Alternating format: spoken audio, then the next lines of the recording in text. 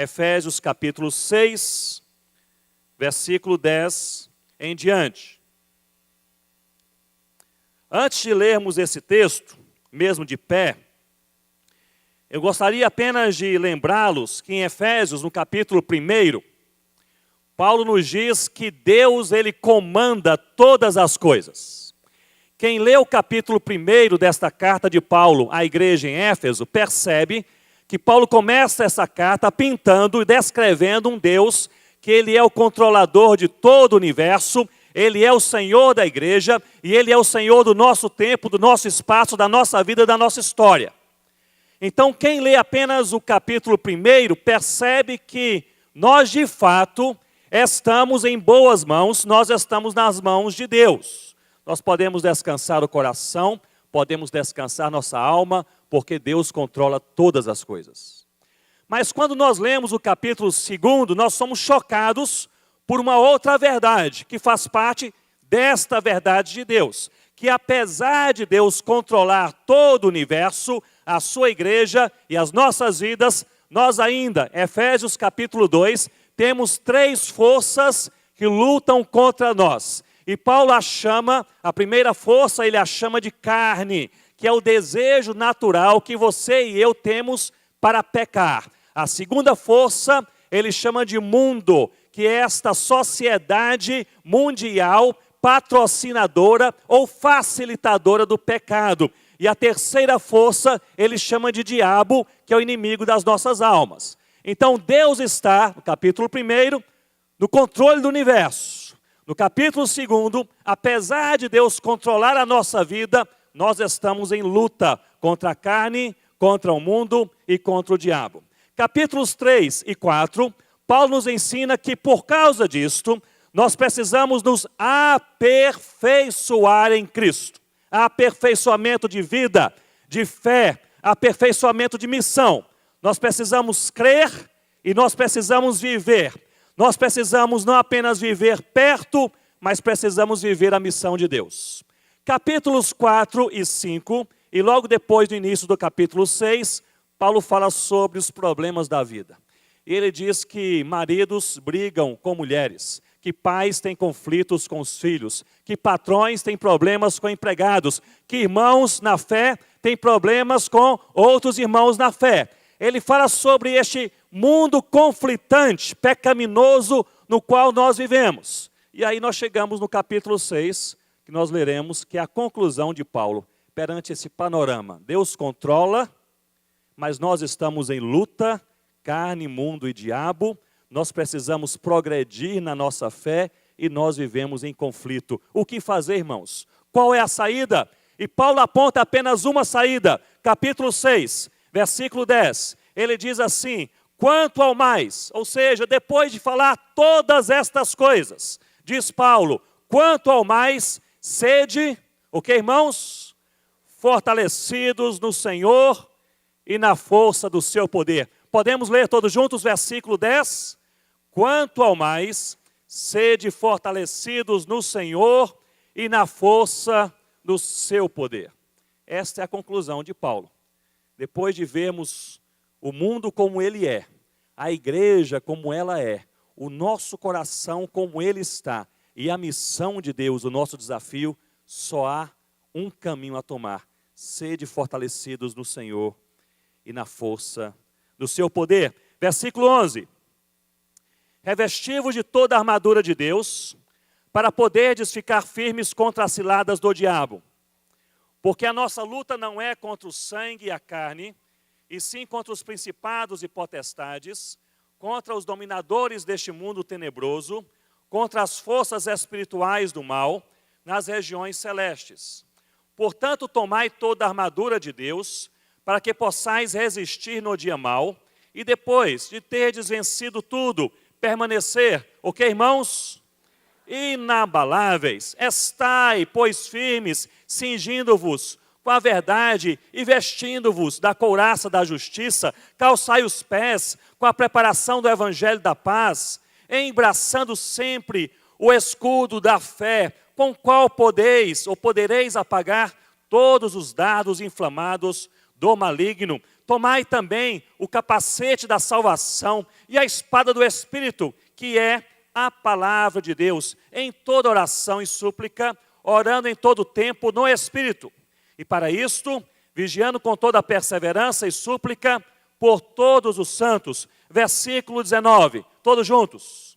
E também por mim, para que me seja dada, no abrir da minha boca, a palavra, para com intrepidez fazer conhecido o mistério do Evangelho, pelo qual sou embaixador em cadeias, para que em Cristo eu seja ousado para falar, como me cumpre fazê-lo. Vamos orar uma vez mais? Eu não queria que você orasse agora, nem pelas nações, nem pelas missões e nem pela igreja. Gostaria que você orasse pelo seu próprio coração. Nesta manhã nós iremos pensar sobre o nosso coração, a nossa vida com Deus. E a nossa vida com Deus perante a vontade de Deus. E talvez a sua oração pelo seu coração, pela sua vida, seja esta, que Paulo aqui nos incitou a pensar e a orar. Senhor, fortalece a minha vida e a minha fé em nome do Senhor Jesus. Deus, nós estamos aqui reunidos nesta consciência de total, absoluta dependência do Senhor. E nós precisamos ser fortalecidos pelo Senhor. Nós queremos orar, ó Deus, nesta manhã, pelo nosso próprio coração. Porque nós ouvimos desafios tremendos, perto e longe, do outro lado da rua e do outro lado do mundo. Mas, Senhor, se não formos fortalecidos, nós não obedeceremos. Se a nossa fé, a nossa vida, a nossa comunhão, a nossa esperança não se fortalecer no Senhor, ó Deus, nada mudará. Mas se formos no Senhor fortalecidos, nós cumpriremos a Tua vontade em nome do Senhor Jesus. Nós não temos outro pedido neste momento, nesta manhã, a não ser este. Fortaleça a nossa vida em nome do Senhor Jesus. Pode se assentar, irmãos, mantenham comigo as suas Bíblias bem abertas. Em Efésios capítulo 6, uma das verdades mais claras, experimentadas por cada um de nós, é justamente a nossa fraqueza. Todos nós somos potencialmente fracos. E nós somos potencialmente fracos nas mais diversas áreas da nossa vida. Nós enfrentamos, por exemplo, uma fraqueza moral latente. Ninguém precisa agendar, pegar a sua agenda e escrever: quarta-feira pela manhã, às 9h30, eu vou pecar. Não é preciso você se esforçar para pecar, porque faz parte da nossa natureza caída, humana, pecaminosa, essa nossa fraqueza moral. Nós somos potencialmente fracos. Não apenas somos potencialmente fracos moralmente, mas somos também potencialmente fracos fisicamente. Eu me lembro que quando cheguei da África, aqui no Brasil, com a minha família, fomos para a Amazônia, e eu fazia aquelas pesquisas entre os povos indígenas, e eu ficava na mata amazônica, caminhava por uma semana na mata, e depois chegava em casa, dormia uma noite, e eu estava recuperado, estava pronto para qualquer outra coisa. Mas agora eu chego, depois de 3, 4 dias na mata, e eu fico uma semana quebrado, tentando aí me recuperar. Nós somos fracos fisicamente, os ciclos da vida, as etapas da vida, elas mudam. Mas não somente somos fracos em potencial, moralmente, fisicamente, mas também somos fracos emocionalmente. Nós temos altos e baixos, nós temos dias de alegria e de tristeza, de vitória e de fracasso, de ânimo e de desânimo, e tudo às vezes no mesmo dia. No mesmo dia. Talvez nessa manhã nós estejamos aqui com irmãos e irmãs, alguns eufóricos e outros depressivos. E esta é uma verdade da vivência humana. Nós somos potencialmente fracos emocionalmente, moralmente, fisicamente, mas também espiritualmente. Nós cremos e nós temos essa facilidade pecaminosa de crer em coisas que nós não vivemos. Não apenas crer, nós temos a facilidade pecaminosa de até pregar e escrever e ensinar coisas que nós não experimentamos. A igreja possui essa facilidade carnal de louvar a Deus, confessar a Deus, cantar a Deus, declarar a Deus, pregar a Deus e aprender de Deus coisas que a igreja não experimenta fora do culto. Porque nós somos todos potencialmente fracos, fisicamente, emocionalmente, moralmente e também espiritualmente. E é sobre isso que Paulo fala também nessa carta, escrevendo à igreja em Éfeso, chamando a atenção: Deus é Senhor do universo. Nós estamos em luta contra a carne, o mundo e o diabo, mas nós vivemos em conflito externo com pessoas e conflitos do próprio coração.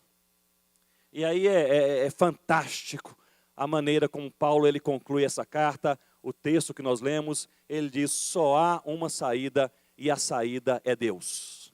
Só há uma saída e a saída é a força de Deus. Só há um caminho e o caminho é este: sede fortalecidos no Senhor e na força do seu poder. Se você está enfraquecido nesta manhã, eu quero crer que Deus me trouxe aqui e Deus te trouxe aqui também nesta manhã com um propósito. E o propósito é este: é fortalecer a nossa vida, é fortalecer a nossa fé, é fortalecer a nossa convicção, é fortalecer a disposição do nosso coração para obedecer ao Senhor Jesus.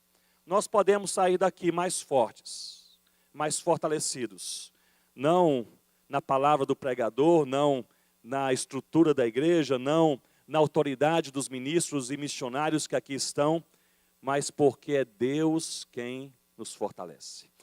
E nesse texto, nós vemos aqui, olhe comigo o texto, por favor, o versículo 11. O apóstolo Paulo, ele nos diz que nós precisamos nos fortalecer no Senhor e na força do seu poder. E ele nos traz aqui nesse texto 3 motivos. Eu diria, 3 motivos imperativos e urgentes pelos quais você e eu precisamos ser fortalecidos de maneira continuada, diária, renovada no Senhor e na força do seu poder. O primeiro motivo está aqui no versículo 11. E ele diz assim: revesti-vos de toda a armadura de Deus, para que possais ficar firmes contra o que, irmãos?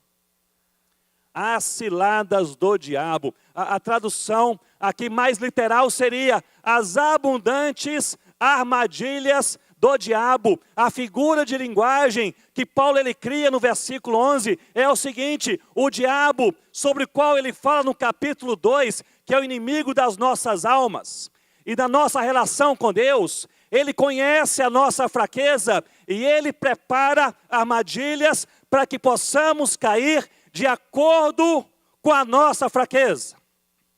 Aliás, raramente ouço um crente falar: Ronaldo, eu era extremamente forte, fortalecido em Deus nessa área da minha vida e de repente eu caí em pecado nessa área. Raramente eu ouço isso.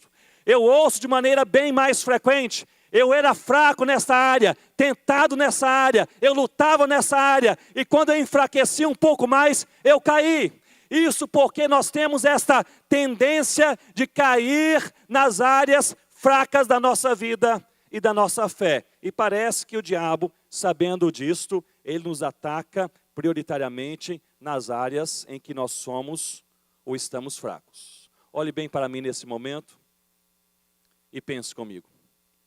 Qual é a área fraca da sua vida, do seu coração e da sua fé que precisa urgentemente ser fortalecida em Deus nesta manhã? Qual é a área na qual você teme cair a qualquer momento? Ou qual é a área na qual você já caiu e está na esperança de Deus te levantar novamente? Qual é a área fraca da sua vida? Não estou perguntando se você é pastor, se você é membro da igreja há 50 anos, se você é missionário experiente, se você é líder de oração. Eu estou lhe perguntando, olhando nos seus olhos, na palavra de Deus, qual é a área da sua vida que precisa de conserto, que precisa de perdão, que precisa de regeneração, que precisa de transformação espiritual, que precisa ser fortalecida em Deus, porque esta é a área que o diabo atacará na sua vida ao longo da sua história. Quando nós pensamos sobre isso, me vem à mente um programa de televisão que eu assisti alguns anos atrás. Não sei quem assiste programas da Discovery Channel, mas havia um programa, me chamou a atenção, o título do programa era Leões e Búfalos na África do Sul. E era um grupo de cientistas que estava tentando descobrir o seguinte: o que faziam os leões parados, olhando os búfalos, entre meia hora a 3 horas a cada dia, antes de atacar aquela manada de búfalos. O que faziam esses leões? Estavam ali agachados, estavam ali deitados, olhando os búfalos, e depois partiam para o ataque, e parece que todos atacavam os mesmos búfalos. Mas qual era o critério animal, feroz, ali que guiava aqueles leões? E aqueles cientistas, eles colocaram câmeras noturnas, fizeram sobrevoos de helicóptero, contrataram especialistas, e depois de mais de 3 meses, eles não descobriram nada. Nada. Frustrante. Mas eles mudaram, então, depois de metodologia. Eles pensaram o seguinte: ao invés de observar os leões, nós vamos analisar os búfalos que foram mortos. E eles passaram agora a analisar a carcaça daqueles búfalos. Os leões atacavam, matavam e comiam os búfalos e deixavam os restos, a carcaça para trás. Os cientistas começaram a analisar aquela carcaça em mais de 15 lugares diferentes, ataques diferentes e manadas diferentes, e eles descobriram o seguinte: todos os búfalos mortos, eles tinham uma coisa em comum: eles estavam enfraquecidos. Ou eram novos demais, ou eram velhos demais, ou estavam doentes demais para fugir. O que faziam os leões observando os búfalos? Eles estavam à procura dos mais fracos. O que me veio à mente naquele dia, assistindo aquele documentário, foi a figura do diabo como um leão ao nosso redor, pronto a nos atacar. O inimigo das nossas almas, ele nos prepara, diz o texto paulino, armadilhas. Diga comigo, armadilhas.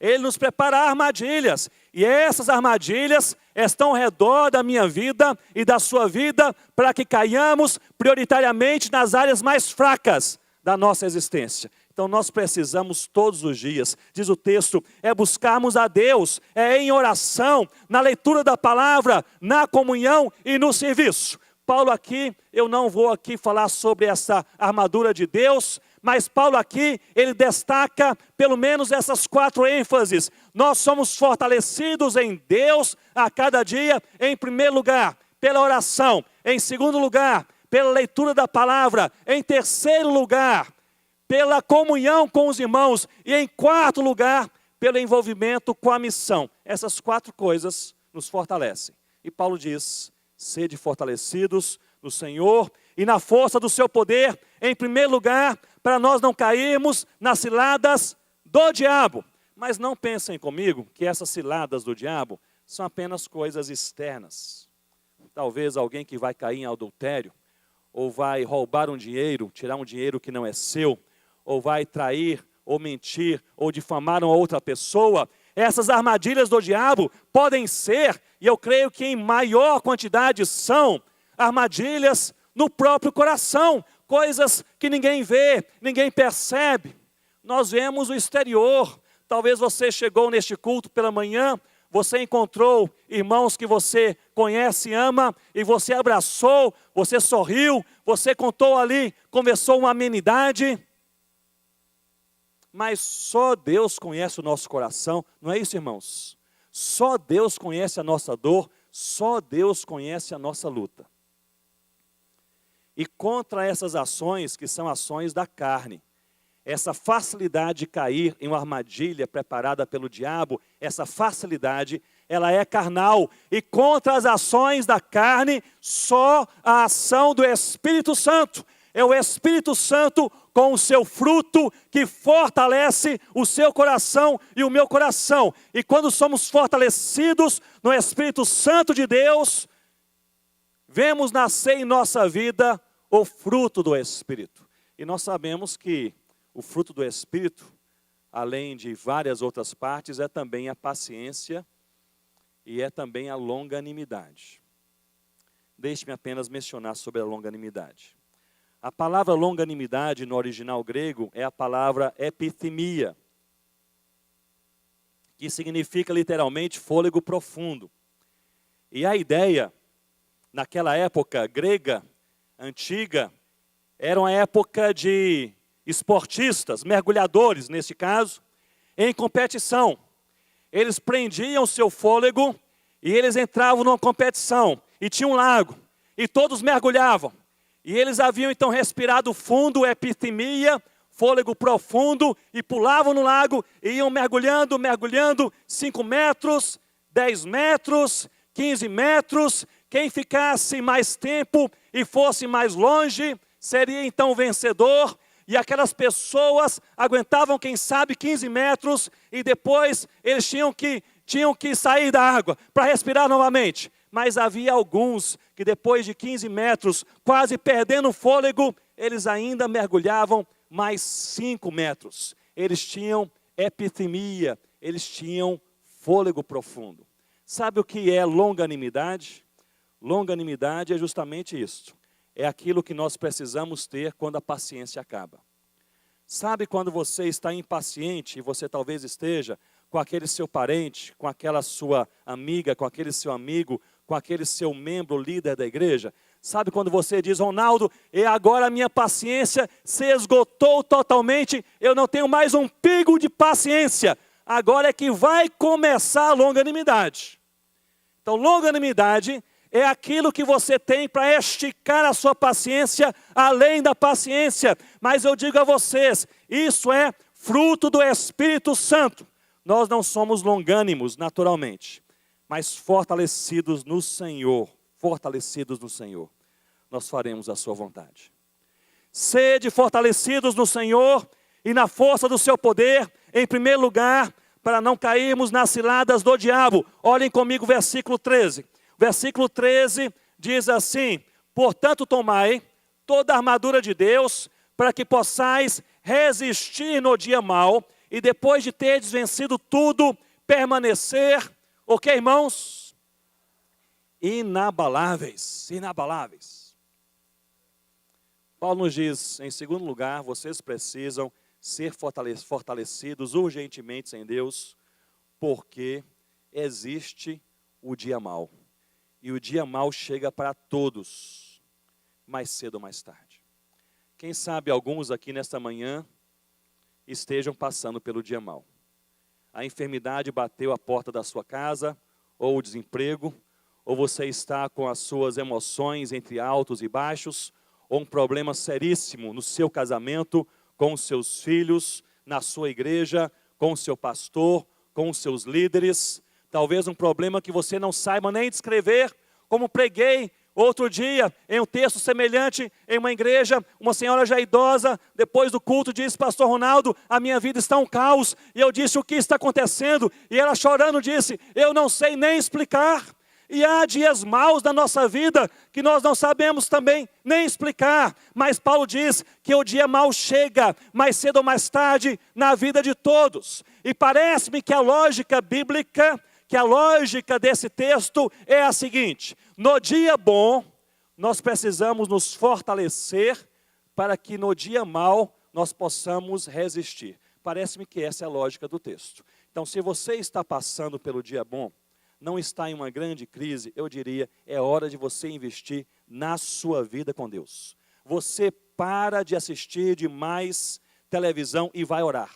Você para de ler demais coisas que não edificam e vai ler a palavra do Senhor. Você para de ficar ouvindo coisas que só vêm estragar a sua mente e ouça louvores ao Senhor no seu carro, na sua casa, no seu escritório. Você para de gastar o seu tempo com futilidades e gaste o seu tempo no serviço e na missão. Porque no dia bom nós precisamos nos fortalecer. Porque quando o dia mau chegar, nós iremos, pela graça de Deus, iremos resistir. Sabe o que é resistir? Resistir não é avançar. Resistir é permanecer no mesmo lugar. A palavra aqui, inabalável, é a palavra usada para estacas bem profundas, que eram fincadas nos leitos ou nas margens de alguns rios, usadas essas estacas para plantações, e as enchentes chegavam e levavam várias estacas embora com aquela enxurrada, e algumas poucas ficavam ali, permaneciam inabaláveis, porque tinham raízes mais profundas, estavam mais bem fincadas. Esta é a palavra usada por Paulo, ou seja, quando o dia mau chegar, é a enfermidade, é a confusão, é a crise, é o relacionamento, é a intemperança, é o inevitável, vai chegar em nossa vida, nós estaremos firmes em Deus, e como resultado de uma vida fortalecida em Deus, nós iremos, mesmo no dia mau, falar: louvado seja o nome de Jesus, porque sim, o dia mau chegou, mas nós estamos em boas mãos, nós podemos descansar. Eu me lembro que, vários anos atrás, a Rossana, minha esposa, Rossana e eu, nós trabalhamos com a equipe Amanagé, uma equipe missionária, que trabalha com povos indígenas na Amazônia. Somos 52 missionários que trabalham em 12 etnias indígenas em uma certa área da região amazônica. E Rossana e eu, alguns anos atrás, éramos líderes desta equipe, e nós tínhamos a incumbência de prover também o pastoreio para os missionários. Então nós íamos de tempos em uma aldeia, em outra, uma cidade ou outra, para encontrar e pastorear os missionários. Mas certa vez, nós resolvemos fazer uma viagem só, uma viagem pastoral, mas seria uma viagem longa. Essa viagem, ela duraria 12 dias. Então nós tínhamos ali aquela nossa canoa motorizada, nós nos preparamos e nós fomos de lugar em lugar onde estavam os missionários, e em 12 dias nós visitamos praticamente todo o campo, dando uma palavra de encorajamento e conversando com os missionários, orando com eles. Sabe aquela viagem perfeita, que tudo vai bem? Já fizeram uma viagem assim? Que tudo assim vai 100% bem. Nós estávamos ali navegando nos rios da Amazônia, mas só chovia de noite, não chovia de dia, então era perfeito. Não fazia muito sol durante o dia, porque estava nublado, e nós não batemos com a canoa em nenhuma pedra. Então aquela viagem estava sendo assim, aquela viagem tranquila, gostosa, perfeita, até o último dia. O último dia foi um caos, porque o dia mau às vezes chega. E eu me lembro que nós saímos de São Gabriel da Cachoeira, lá no Alto Rio Negro, e nós iríamos descer até Santa Isabel do Rio Negro, que é uma cidadezinha, onde estavam alguns missionários, e de lá voltaríamos para nossa casa em Manaus. Mas nesse percurso, nós chegamos em um ponto em que nós não conseguíamos navegar naquela margem do rio, muitas pedras, bancos de areia, e estávamos eu e a Rossana naquela pequena canoa motorizada, e havia o nosso piloto, que nós havíamos contratado, chamado Paulo. E o Paulo disse: Ronaldo, não dá para seguir pela margem do rio, nós precisamos cruzar o rio e seguir pela outra margem, mas é perigoso, vários quilômetros entre uma margem e outra margem. Você quase não vê o outro lado do Rio Negro. E quem conhece os rios da Amazônia sabe muito bem que são rios enormes e em tempestades se comportam como mares, com ondas, perigo e tudo mais. Mas resolvemos atravessar aquele Rio Negro, olhamos para as nuvens, havia nuvens escuras, mas estavam mais distantes de nós. E começamos a atravessar. Mas, irmãos, quando nós chegamos no meio do Rio Negro, no lugar mais perigoso, nas maiores correntezas, as nuvens sopraram rapidamente sobre a nossa cabeça e começou a descer uma tempestade terrível. E aquele rio se transformou em um mar. E começaram aquelas ondas, meio metro, 1 metro, 1,5 metros, e agora aquela nossa canoa, ela pulava aquelas ondas e caía com a proa, com a ponta da canoa no rio, e a água começou a entrar ali naquela canoa, e o Paulo, o nosso piloto, ele gritou dizendo: nós vamos virar. E aquela situação ali terrível, tudo escuro, muita chuva, pedras por todo canto, a canoa ali quase virando, a gente tira as nossas botas, ali aperta os nossos coletes e se prepara para o pior. E o Paulo então disse, nós precisamos achar uma ilha. E o negócio é o seguinte, aquela região é uma região de ilhas. São pequenas ilhas, ilhas assim um pouco maior do que esse palco, são pequenas ilhotas, mas nós estávamos no mês de outubro, o rio bem alto, e as ilhas estavam todas submersas. Eu falei, Paulo, elas estão todas debaixo d'água. E ele disse, nós não acharmos uma ilha, nós vamos aqui virar e será terrível. E olhamos então pela frente, ou para a frente, eu me lembro até hoje, olhei um pouquinho assim para a frente, à esquerda, e eu vi como se fosse a sombra de uma árvore. Então no meio do Rio Negro, no meio de uma tempestade, parecia uma árvore. Eu falei, Paulo, não sei se é ilusão, mas parece que é uma árvore. E ele falou, eu também vi, eu estou tocando para lá. E ele colocou a voadeira, aquela nossa canoa em direção à árvore, e nós fomos ali e chegamos, meus irmãos, e era uma árvore no meio do Rio Negro. E era um negócio diferente, porque certamente havia uma ilha lá embaixo, submersa. Certamente naquela ilha havia várias outras árvores, mas também menores, submersas. Mas havia uma árvore, era esta árvore, a mais alta da ilha. E eu sei que a figura que nós tínhamos era, no meio do Rio Negro, muitos quilômetros de largura, saindo da água, uma árvore. E nós jogamos a voadeira contra aquela árvore e nós os amarramos a canoa contra a árvore e nós esperamos a tempestade passar. Isso é uma coisa que eu aprendi na Amazônia, uma coisa boa sobre tempestades, é que as tempestades sempre passam. E no nosso caso, demorou 1h30, às vezes há tempestades da vida que demoram 1 ano e meio, mas elas sempre passam. E depois de 1h30, a tempestade passou e parece que nunca esteve lá. O sol brilhando, ali o céu azul, o vento calmoso e o rio bem tranquilo. E ali nós desamarramos a nossa canoa, seguimos viagem. Como todo missionário, eu tinha uma máquina fotográfica digital no bolso, enrolada em plástico. Tirei aquela máquina e tirei uma foto daquela árvore, para me lembrar muito bem que Deus provê sempre uma árvore forte nas tempestades da nossa vida. Eu não sei como está a sua vida nesta manhã.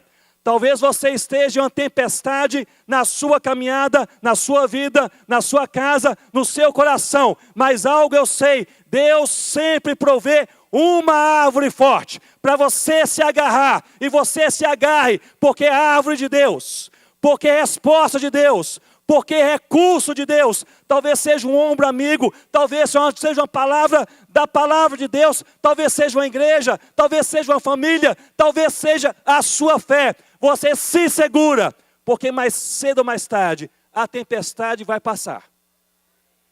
Mas depois que a tempestade passar, você se lembra dessa árvore e você se lembra de Deus.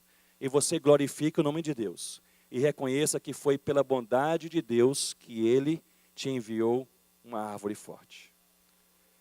Sede fortalecidos no Senhor. Sede fortalecidos no Senhor. E na força do seu poder.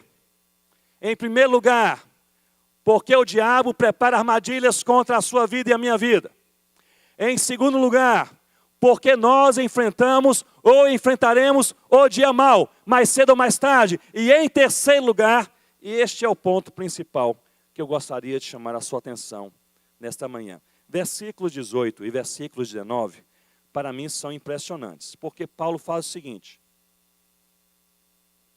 No finalzinho da carta, ele vai agora valorizar a oração. Na verdade, boa parte das cartas de Paulo são orações. E ele ora escrevendo. Paulo, ele ora, ele escreve a oração, ele pede oração e ele ensina as pessoas a orarem. Mais de 10% das cartas paulinas são orações ou Paulo falando no ambiente de oração. Às vezes ele diz, e rogo agora por vós, e ele ora por 15 versículos, a gente nem percebe, mas ele está orando e escrevendo. E Paulo aqui no finalzinho dessa carta, ele fala, e precisamos orar e suplicar, e aproveitando a oportunidade, meus irmãos de Éfeso, eu quero pedir orações por mim.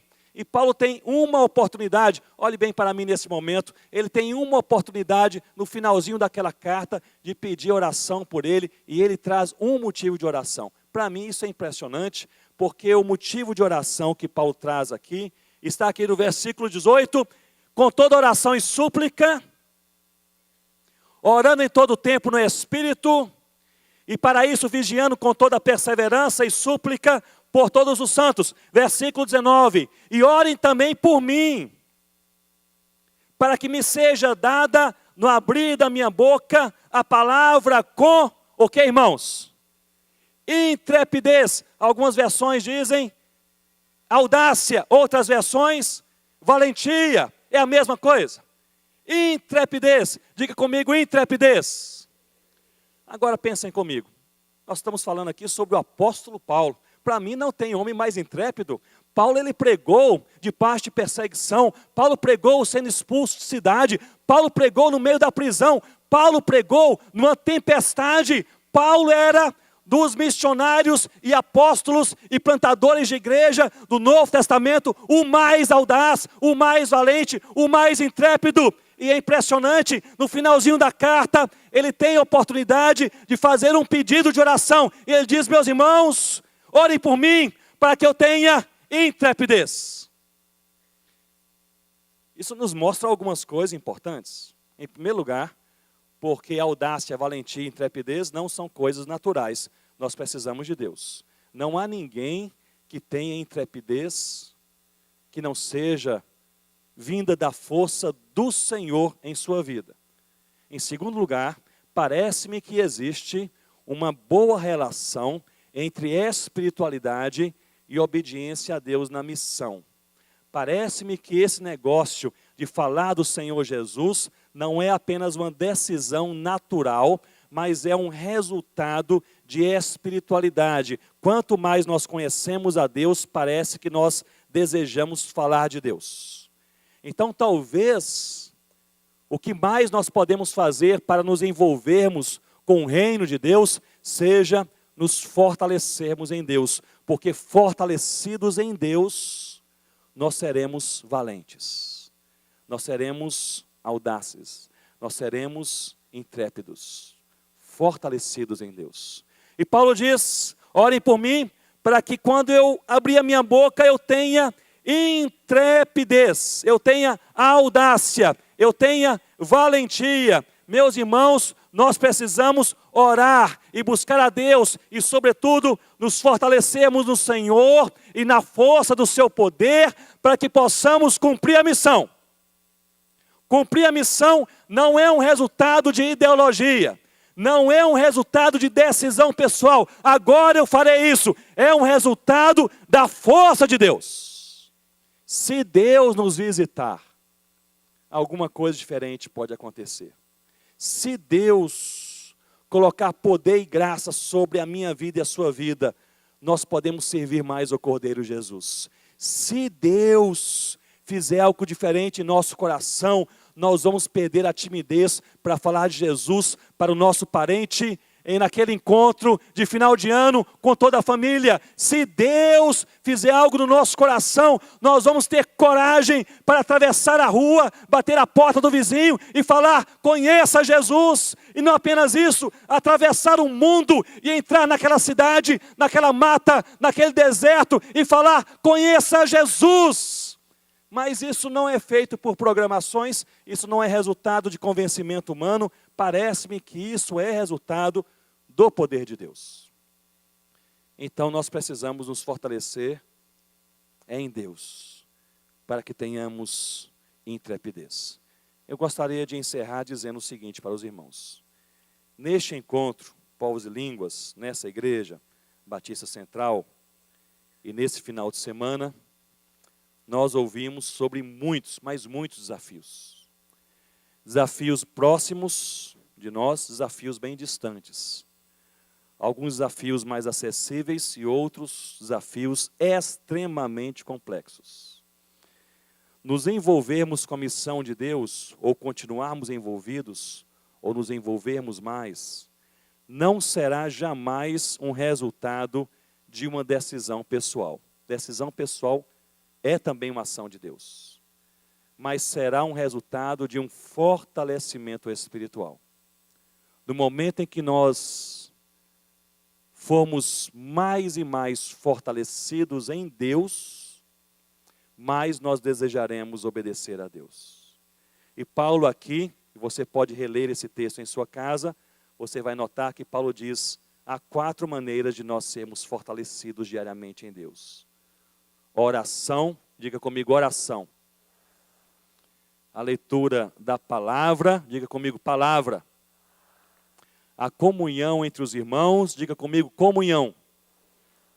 E o envolvimento com a missão, diga comigo, missão.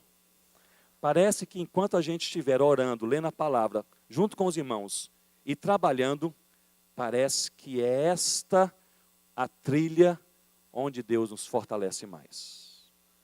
Amém, irmãos? Gostaria de encerrar, e quem me conhece sabe que eu aproveito as oportunidades a cada sermão para partilhar sobre alguma biografia missionária. Essas biografias enchem meu coração, eu quero crer que possam também desafiar e inspirar os irmãos. E eu não quero trazer aqui nenhuma biografia de missionários estrangeiros, hoje pela manhã. Na verdade, quero pensar sobre um brasileiro, bem brasileiro, sobre o qual eu não conheço nem o sobrenome, só conheço o primeiro nome. Em 2001, quando nós viemos da África para o Brasil, o nosso desejo era trabalhar com povos indígenas não alcançados. E o nosso missiólogo, Paulo Botrel, pastor dessa igreja, o Paulo Botrel com a Flavinha eram os encarregados do banco de dados que direcionavam todas as novas iniciativas indígenas no Brasil. Trabalho assim de Deus. E eu acho que dezenas e dezenas de novos projetos missionários saíram ali daqueles mapas, daqueles bancos de dados, daqueles estudos. Chegando ao Brasil, procurei o Paulo, a Flavinha, fui até a casa deles em Brasília, tomamos um café gostoso e eu perguntei onde estão os indígenas não alcançados, que nós queremos trabalhar entre eles. E mostraram todos os dados e falaram aqui e ali, etc. E um dado me chamou a atenção, eram 3 tribos indígenas, eram os Cambeba, Miranha e Cocama, no coração do estado do Amazonas, e estavam ali pontuados como tribos não alcançadas. 3 tribos não alcançadas, juntas. E eu pensei, é um bom lugar para começar a fazer uma pesquisa. Se o evangelho não chegou, nós podemos formar uma equipe missionária e trabalhar entre os Cambeba, Miranha e Cocama. Eu me preparei, meses depois fui até Manaus, de Manaus voei até outra cidade chamada Tefé, de Tefé eu aluguei uma voadeira com um piloto e nós subimos o rio Solimões e o Japurá por 2 dias e meio, e depois chegamos 2 dias e meio naquela região, tomamos informações dos ribeirinhos e perguntamos onde estão os Cambeba, Miranha e Cocama, esses índios. E eles falaram, olha, eles moram bem dentro da mata, mas para chegar lá tem que ir a pé, não dá para entrar com voadeira, com canoa e assim por diante. Eu contratei um outro guia, dessa vez um caçador, um índio caçador, são os melhores guias, conhecem bem a mata, e era um índio assim bem baixinho, e ele falou, eu conheço as 3 tribos, nunca entrei nas aldeias, mas sei onde eles estão e eu posso levá-lo até lá. E nós contratamos então ali um valor diário, e eu disse, quantos dias? E ele falou, para a gente ir e chegar, nós levaremos 4 dias, para voltar 3 dias. Eu falei, meio esquisito, né? 4 para ir, 3 para voltar. Eu disse, por que 4 e 3? Ele falou, é porque eu sei onde eles estão, mas eu não sei tão bem assim. Então a gente vai tentando achar o caminho. Aí na volta a gente já achou, é mais fácil, é só voltar. Eu falei, faz sentido. E foi minha primeira entrada ali na Amazônia. E quem entra na mata amazônica pela primeira vez se impressiona. Não é verdade? Impressionante. Aquelas árvores, raízes azuis, nunca havia visto raiz azul. E tudo que eu via, eu comentava. Depois de meia hora, ele falou, olha Branco, eu não falei com você, mas na minha tribo nós temos um tabu. E o tabu é o seguinte, na mata a gente não conversa. Então são 7 dias de silêncio absoluto. Meus irmãos, é ruim ficar 7 dias sem conversar. E nós chegamos ali no final daquela tarde, e na mata fechada, porque não tinha trilha, era mata virgem. Na mata fechada, 4 horas, no máximo 4:30 da tarde, escurece. E ali 4 horas a gente parou, já tínhamos saído às 6h30 da manhã, andando até as 4 horas da tarde. Você está exausto, você só quer tomar um banho mal tomado, comer alguma coisa e descansar. E ali nós pegamos as nossas redes, nós amarramos em algumas árvores não faltavam, não é? Podia escolher a árvore, etc. Amarramos ali e fomos dormir. E eu pensei, vou dormir bem, porque amanhã preciso estar forte para continuar. Mas aquele índio, caçador, o meu guia, ele não me deixou dormir a noite inteira.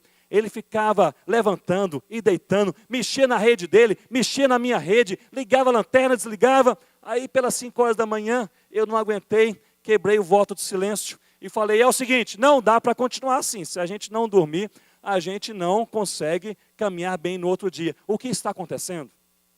E ele disse, eu não falei com você, Branco, mas é o seguinte, eu morro de medo de onça. Eu passo a noite inteira pensando, a onça está chegando. E aí eu pensei assim, se o índio caçador que conhece a mata morre de medo de onça, eu não havia pensado em onça até então, mas desde aquele dia eu resolvi ter medo de onça. E aí nós seguimos aquela viagem, 2 dias, 3 dias, no 4º dia à tarde, o GPS mostrando, faltam 500 metros para chegar na primeira aldeia, e o coração bate forte. E a gente chegou na primeira aldeia, era uma aldeia da tribo Cambeba, e o mapa lá do Paulo e da Flavinha estava corretíssimo.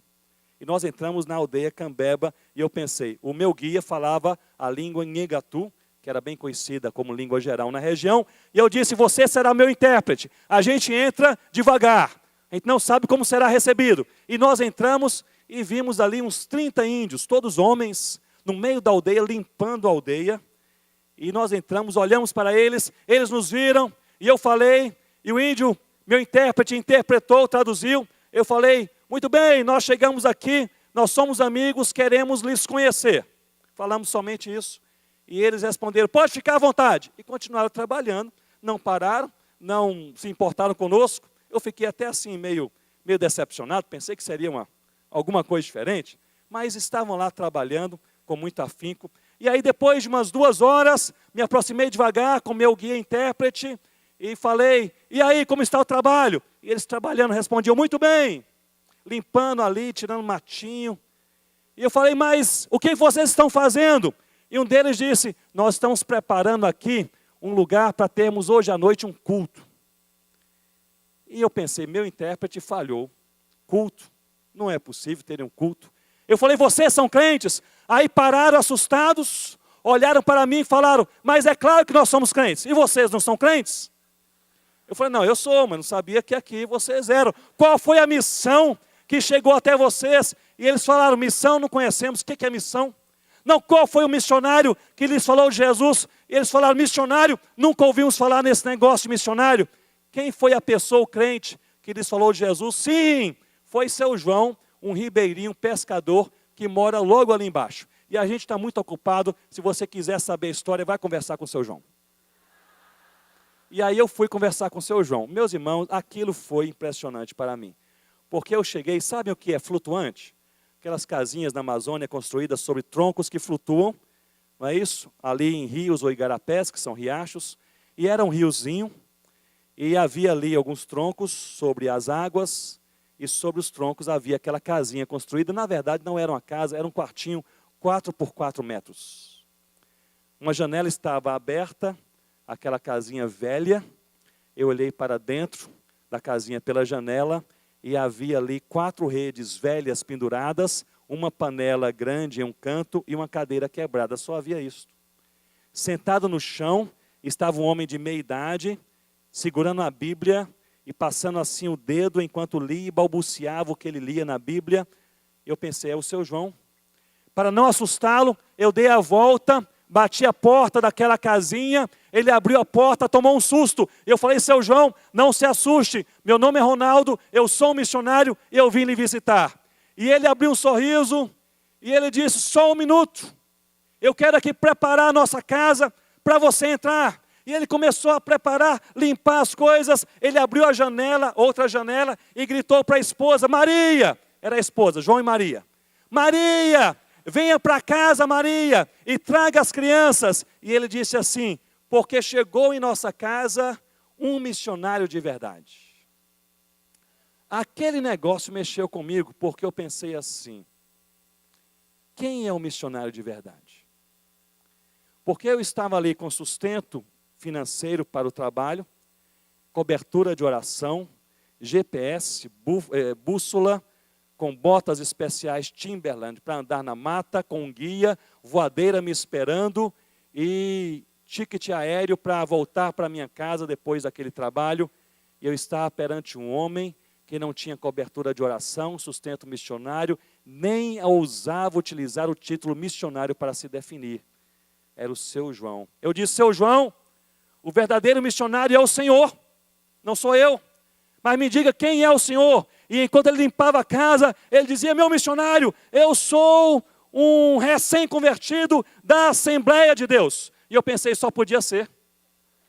E eu participei, meu missionário, de uma coisa que eu não sei se você conhece, mas chama-se Conferência Missionária. E eu falei: já ouvi falar. E nessa conferência missionária lá na cidade de Tefé, onde eu morava, o meu pastor presidente chegou e falou: o negócio é o seguinte, Jesus quer ser conhecido entre todas as tribos da terra, procure uma tribo e pregue a Jesus. E eu fui pregar Jesus em Tefé, fiquei decepcionado, porque todo mundo já conhecia Jesus. E aí eu fui procurar as comunidades ribeirinhas próximas, mais decepção, o pessoal já conhecia Jesus.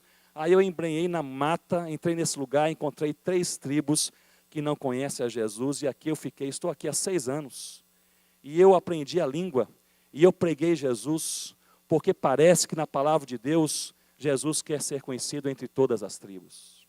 Mas aí, quem é pai ou mãe, quem aqui é pai ou mãe, vai entender muito bem o que eu vou falar. Uma coisa é você se aventurar sozinho numa mata como essa. Outra coisa, se a sua esposa gostar da aventura, você vai com ela, está tudo certo. Mas outra coisa é levar os filhos.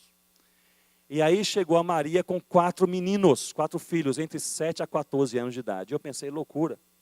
Seu João, você está aqui com a família há 6 anos. Aqui não tem escola, não tem clínica, hospital, estrada, não tem nada. Só tem a mata e os indígenas e seus filhos. E ele falou: meu missionário, os meus filhos, eles estão recebendo de Deus uma grande herança. E eu olhei a casinha caindo aos pedaços. Aí eu olhei ali aquela canoa do seu João quase afundando. E eu pensei: só se ele achou ouro e escondeu na mata, porque não tem herança nenhuma aqui. Ele me puxou, ele era bem baixinho. E ele falou: eles viram o que Deus pode fazer e jamais se esquecerão disso. Esta é a herança. Porque ele me disse: eu era analfabeto, nunca fui para a escola. Eu aprendi a ler apenas lendo a Bíblia, aprendi sozinho, e até hoje o único livro que eu já li foi a Bíblia. Eu não tive a oportunidade de fazer nenhum preparo missionário como outros missionários têm. Eu não tenho sustento em nenhuma igreja. Na verdade, minha igreja, eu acho que já até se esqueceu que eu estou aqui. Mas aqui eu cheguei, pela graça de Deus, os índios gostaram de mim, eu aprendi a língua, e eu estou aqui há 6 anos, e já plantei 6 igrejas para a glória de Deus. 2 entre os Cambeba, 2 entre os Miranha e 2 entre os Cocama. 6 igrejas para a glória de Deus. Aí eu participei do culto à noite, depois voltei para casa os 3 dias, de caminhada para chegar até aquela voadeira. E eu pensei assim: eu sei exatamente porque Deus me deu essa experiência como primeira experiência missionária na Amazônia. Era para eu me lembrar que não é por força, não é pelo poder humano, não é pela capacidade humana, mas é pelo fortalecimento de Deus. Se fortalecidos em Deus, nós faremos a vontade de Deus. Vamos orar, curva a sua cabeça, ore comigo nesse momento. E eu gostaria que mais uma vez você orasse pelo seu coração. E talvez Deus trouxe à sua mente uma área da sua vida que precisa ser fortalecida e transformada hoje. Ou uma área da qual você precisa se arrepender, pedir perdão a Deus e se reconciliar com Deus ou com o próximo hoje. Ou uma área difícil com a qual você tem lutado há muito tempo, mas você renova o seu compromisso com Deus de continuar lutando a partir de hoje.